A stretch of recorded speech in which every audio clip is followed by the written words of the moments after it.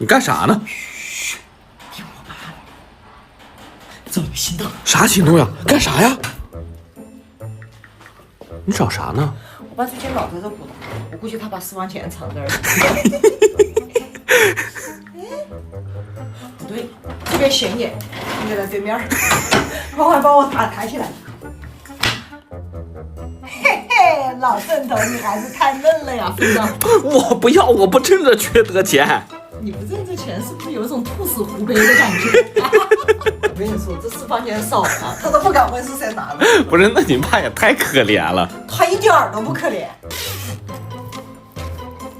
这有，这有，这还有，这么多？你没发现他每个地方就藏一个吗？啊，狡兔三窟，狡猾的老头30斤，肯定还有好多地方没找见的。你既然那么多，要不我也来个？